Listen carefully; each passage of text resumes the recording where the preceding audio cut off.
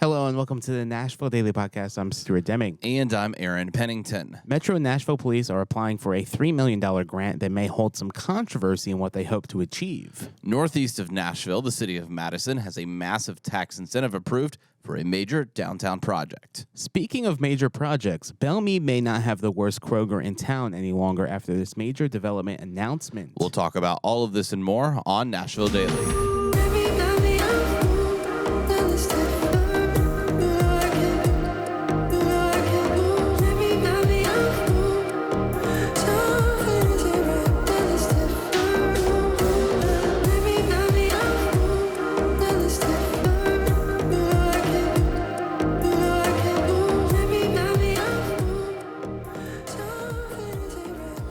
You know what's interesting is that many of you have probably eyed the Belle Meade neighborhood, but have said no because they have the worst Kroger in town. I don't know. That's so hard. Comment below. From an aesthetic standpoint, yes. From a size standpoint, yes. Yeah, the one I've on seen- 21st is pretty small. From a safety standpoint, it's one of the safest Krogers in town. No, I not doubt really, that. not I've had experiences there to the contrary. It's a tie between the Belle Meade Kroger, the Germantown Kroger, and the Charlotte Pike Kroger. All three of those need to go. Yeah, but the Germantown Kroger has been called the Murder Kroger. Almost all of the Krogers in Nashville are murder Krogers at this point. At some point. But if with that being gone, and we'll give more details about that here in the upcoming. It's not officially gone. Portions. This is just a announcement for the planning department. It is in my head. It's going to be gone. It is in my head, but Especially we'll talk if about those that. luxury departments that are in condos being built over in Belle Meade. Yeah. So if you're like, okay, maybe now I feel like I can head over to that area because they're definitely gonna probably replace it with something else. There's the Publix like 5 steps away from there. But if you are wanting to go there or just want to move to somewhere new in Nashville, you can contact Brad Reynolds, a real estate agent here in Nashville. And you can contact him by phone, 615-856-3270. He's got a YouTube channel about a lot of great things, developments happening in Nashville, the real estate market happening in Nashville. And you can also reach him at thinkbrad.com. You can go there and check out everything that he has to offer. So if you are in need of buying or selling some property here in Nashville, Brad's your guy, 615-856-3270. So I found this article really interesting, and I was scrolling through all the news outlets, and I'm like, the Metro Nashville, the police department, are applying for a grant. And so yeah, I felt the same way. I kind of feel what you're feeling. Like, why do we have to apply for? Do we, we have so little funding that we have to apply for grants. I'm sure it happens all the time. Yeah. It's probably just not talked about that's probably as true much. too. But I understand exactly what you're feeling. My thought was, well, we put some money towards Planned Parenthood, and now $70,000, I believe, from the police department budget, literally taken away from the police department, which budget. can hire a new police officer or two, depending on how much they pay them here. But I found that interesting that the Metro Nashville Police Department is applying for a $3 million grant to combat violent crime in Nashville. This is coming from WKRN. Yeah, I mean, you would think that combating violent crime would be a part of their normal budget. But, things have gotten so bad in Nashville that I'll take all the help that we can get. Well, almost all the help we can get. There's one thing in here that, a lot of people may have some qualms over, depending on its legality. So let's talk about some of the good and bad things that may come from this $3 million grant. The police department says that they're applying for this $3 million grant. Jeff Syracuse is a sponsor of a resolution that went before Metro Council on Tuesday. This allows the police department to apply for this $3 million grant. We've had Jeff Syracuse on the show at least 3 times. Yes, Jeff, one of our favorite council members in the city of Nashville. This $3 million grant would pay for a range of ways to reduce violent crime. One of them, according to WKRN.com, is through a new program called PAL, P-A-L, in which Metro Nashville Police Department attempt to reach out to juveniles between the age of 10 and 19 in an effort to deter them from committing crimes or being the target of one. I I like that. The goal is to engage youth through competitive and recreational sports with the goal of creating positive experiences. I think that's a great idea. Yep. The amount of teenagers below the age of 18 committing serious crimes in Nashville is very high. Is to what's the meme? It's too damn high. Another method listed in the grant uses a portion of the money to pay for new equipment for a community safety center. Cool. Don't know exactly what entails with that. Then they say with the goal of using cameras throughout the county to provide real-time data to officers on the way to a scene. That one's pretty controversial. This is interesting because there is obviously a lot of controversy with the cameras that are going to be installed on the stoplights, usually with the goal of scanning the license plate use. A lot of the controversy there is that it doesn't get used for things beyond that use. And this just kind of plain out says we're going to have cameras throughout the county to watch everything that's going on. And there's really, that's exactly what we're using it for. And so I really don't know what the legalities are of cameras, if they can see into private property, if they can only see into public spaces. So I'm actually interested in the legalities of something like that. But this is very interesting. I guess that part already went through Metro Council. I guess Metro Council approved the use of these cameras then, if they knew that the grant was going to this money. So Syracuse, that's probably because of the beta test for LPRs. Maybe. So Syracuse said that kind of helps. That helps to kind of codify the existing technology that we have in our ability to be able to react more quickly to violent crime when it happens, analyze it, and take the proper action. This program really helps pull together existing technology that we already have, expand a little bit, but if we can identify, analyze, and take action quickly, I think it is technology well spent. Now, if it's cameras like, hey, we need 37 cameras to be all up and down Lower Broad, so we can see it. That makes a lot of sense. Public spaces like that, I can understand as long as it's not looking into businesses. Yep. Then that makes sense. If it's like we're going to place this camera on a light pole that looks into this residential area, whether it be Section 8 housing or anything like that, I'm doubtful that many people are going to approve of that. So the WKRN. They say, I haven't even read this part yet, those in opposition to video surveillance worry this new funding could overstep boundaries. Luis Mata with the Tennessee Immigrant and Refugee Rights Coalition says, our communities have seen and known that these excessive surveillance practices undermine the rights of all of us, and our black and brown communities are historically linked to surveillance and over-policing. We do not want a police state in our neighborhood. Mata has long since been opposed to police using cameras placed in communities and was one of many people who stood against Metro Council using license plate readers. These two are heavily linked. So really a lot of these just depend on where and how these are going to be used. Yeah, that's pretty much it for that article. Yeah. So the grant also went into detail about struggles with Metro Nashville Police Department, specifically with facing a shortage of sworn personnel. Which makes sense. Yes, that's Nashville's facing that. Tennessee State Troopers are facing that. Everybody's facing that. Every department is facing that. So this is really intriguing. So this is a development called Madison Station. We've talked about this on the podcast probably at least 6 times over the last year or so. I was about to say, I feel like it's been a while. It has been a while. Because I would say the last time we've talked about this was maybe June of 2022. Maybe. It's been out for so long. Yeah.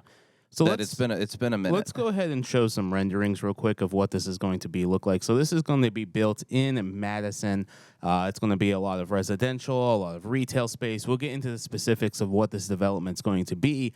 But what's really interesting is the way that the tax incentive for the infrastructure is being laid out. And the Tennessean breaks it all down. So we'll give you some of that information here. Yeah, so before we go to the tax incentive, this is going to be a 32-acre development. Let's show this rendering real quick, Aaron. Oh, this is cool. This is a great rendering.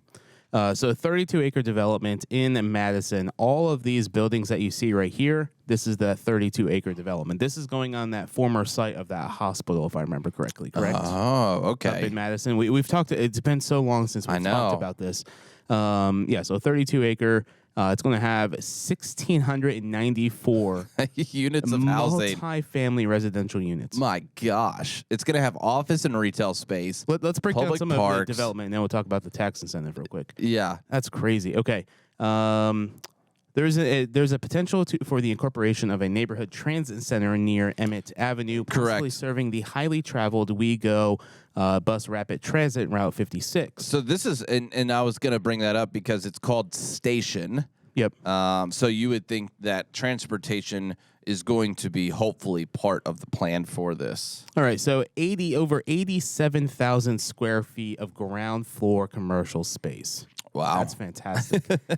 236,000 square feet of office space, 1.3 million square feet of multifamily residential, 1,694 units, 3,855 structured and surface parking spaces. Oh, so they're bringing some parking there. Well, yeah. It's not enough for all the businesses and commercial spaces. Roughly 15 acres of parks, open space, paths, and streets. There you go.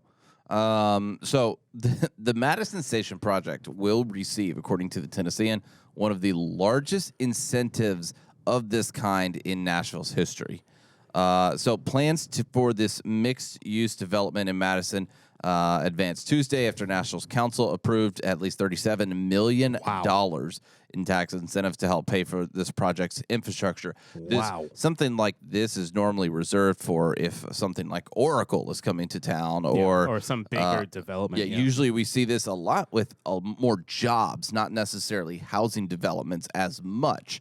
Large amounts like this. It makes sense. That's a lot of. There's so many housing units in this. There are, and and those restaurants are just going to be able to accommodate the people that live in this community. Well, and I think the transportation aspect is a selling point in there.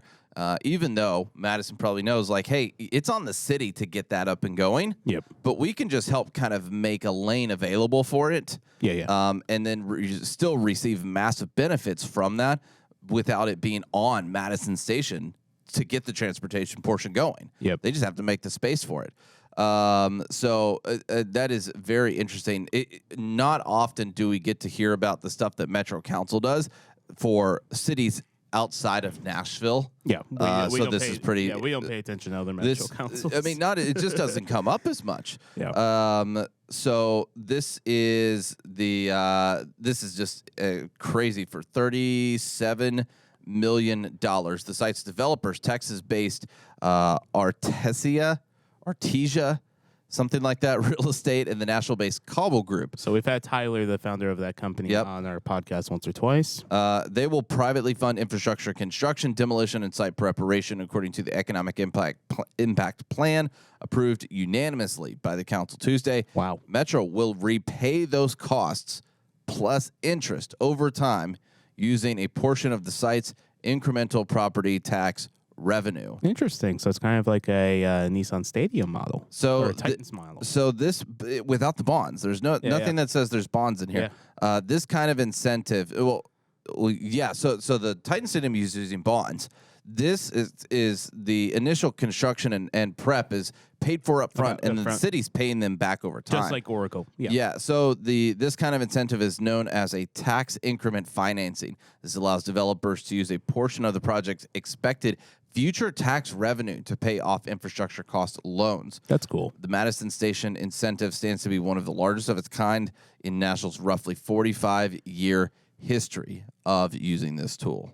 The loans are going to be $37 million, but likely will approach for infrastructure a cost of $69 million. This is interesting. The total estimated private construction cost rings in at $631 million. Wow.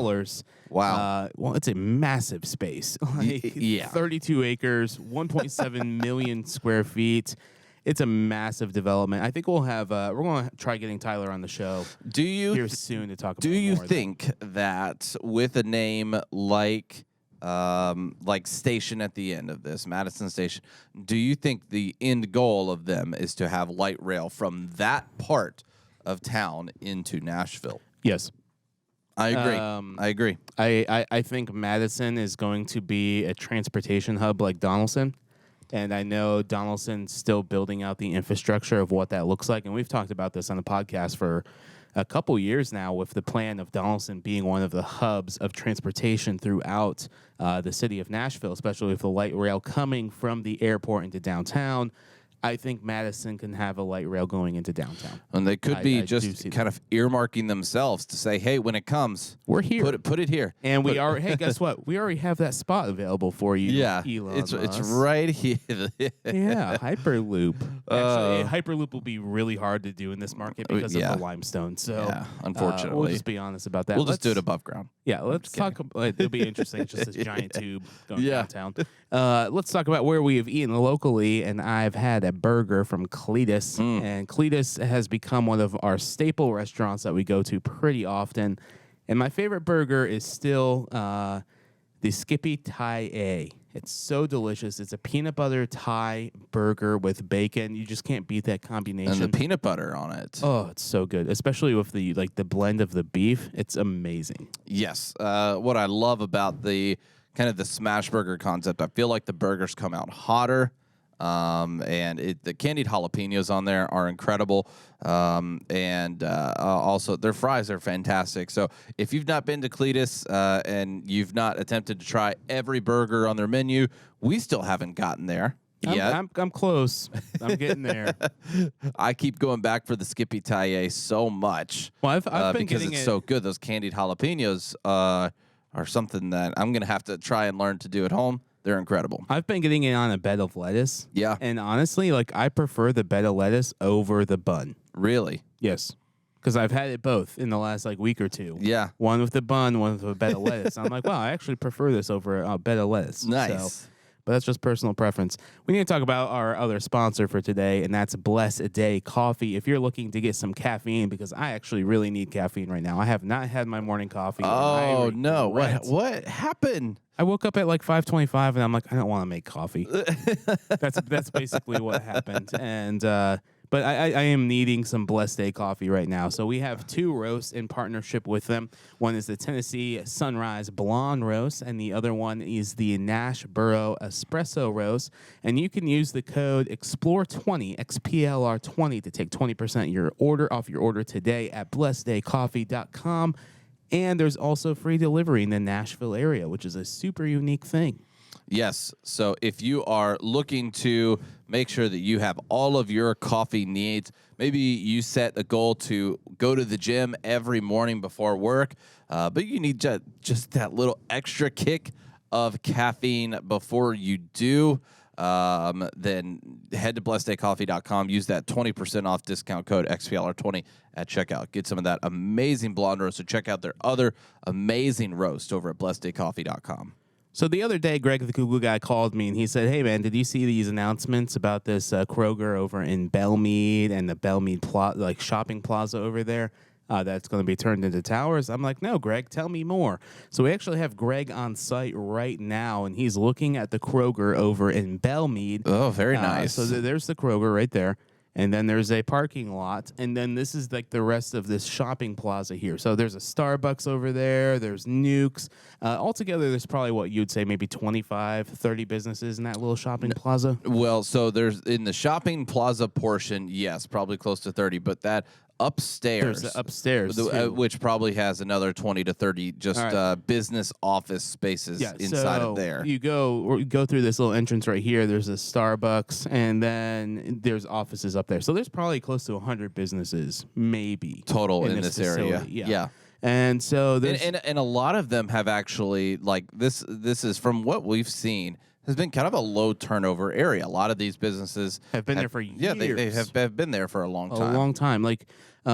There's one story of one place being in there for at least 15 years or longer. So this is a place where business has been for a longevity. I can't remember how long that Kroger's been there. It's probably been there for 15 years or so. At least. But the announcement that came out, this hit all of the right places. It was featured on WKRN, WSMV, News Channel 5. Whoever did this press release for this, they did a great job because it was on probably every AJ Capital, outlet. because that's who's in charge of all this. That's exactly who's in charge of all this. But basically, they have filed plans with Metro for a 10.3 acre of development at 4500 Harding Pike, where the corridor meets or intersects with White Bridge Pike. So we have a few little things that we're going to show real quick. This is the master plan of the area, and then we're going to show the towers. But this 10 acres could be developed into this thing. It's going to be developed into this thing. Let's be honest. Anything, Yes. Anything AJ Capital Group wants,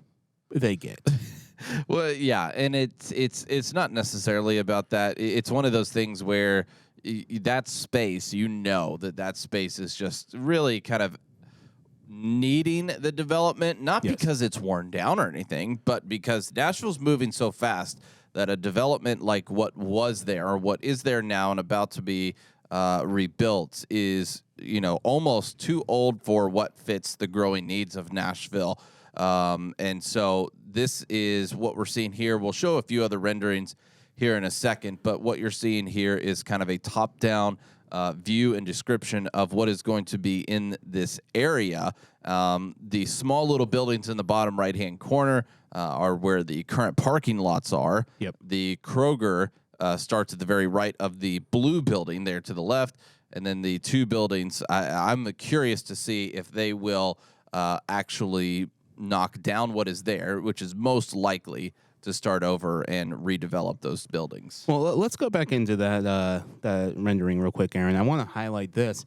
So they're going to be, it looks like they're going to be doing a greenway path on the backside. I wonder if it's going to connect with the Nashville Greenway that's on the other side of the bridge. I would assume so, because in this it says they're going to be integrated with Richland Creek. Okay, and they're also going to, I feel like they're actually going to do a little bit more to kind of restore those areas. So I heavily think that is going to connect with the Greenway. I don't know officially if it's going to be part of the Greenway, but I think it's going to very much connect with it. Well, let's show this real quick. So this is the bridge for a White Bridge Pike. So this is the shopping plaza that we're talking about. The Richland Creek, so it connects right here. So this is the end of the Greenway in this area. Yes. So all they basically have to do is connect it underneath the bridge somehow. Yes. So I think it's going to be definitely some form of connection. What really excites me is all of that amount of retail that's going to be in these parking spaces. Yeah. And then what's really fascinating is I don't know if Google Maps has updated this yet. Okay, they have not. This grass lot right here, we talked about this about 3 or 4 weeks ago. Yeah. There's this luxury community home. Kind of retirement community home? That's being built right here. And it is fantastic. So everything is changing in this area. So it's just a matter of time before this changes. Especially, looks at this roof. Yeah. Wow. That roof needs some work, guys. Yeah. So a few details about this, and then we'll show some other renderings that kind of bring this to life a little bit.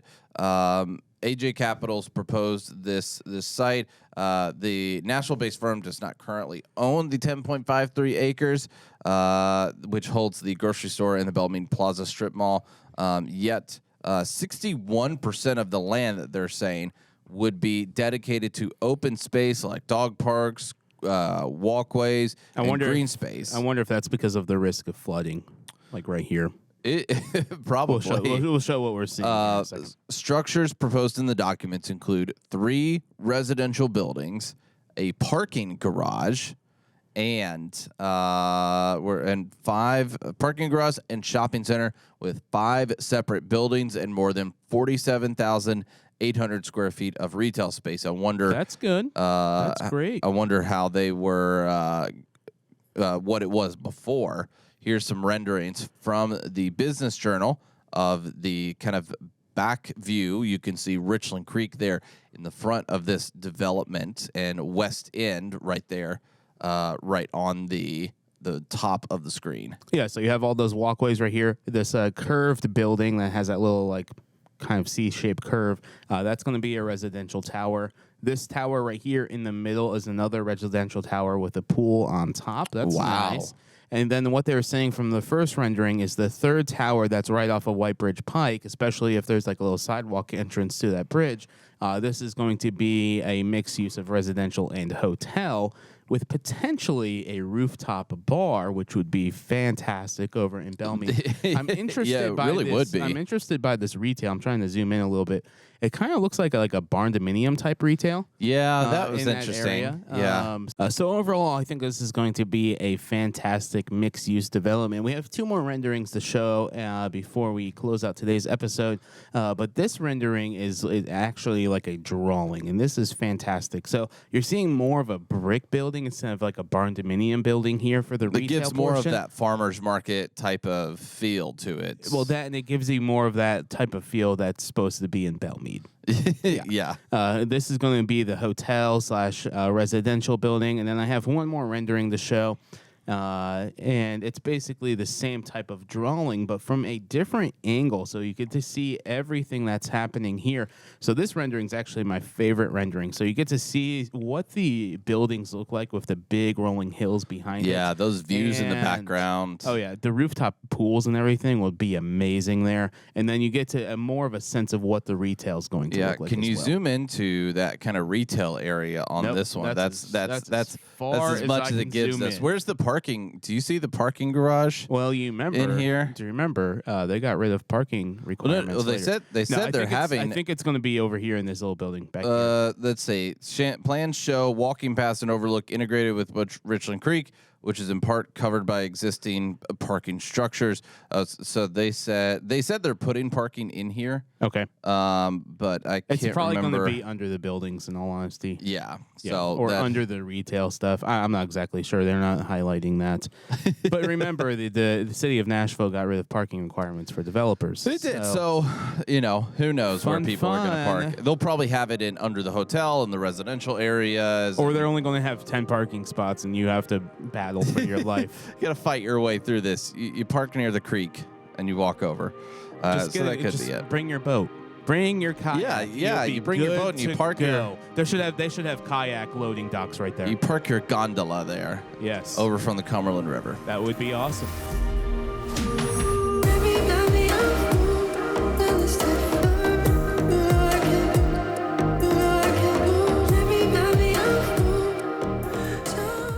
Thank you for listening to Nashville Daily. To learn more about today's episode, visit NashvilleDailyPodcast.com. And to stay connected, head to our Discord, and you can find the link at NashvilleDailyPodcast.com/connect. Nashville Daily is now offering tours. If you would like to take a tour of downtown Nashville, head to the link in the show notes or find out more details at NashvilleDailyPodcast.com. Nashville Daily Podcast is an Explore.Nash production, copyright 2022.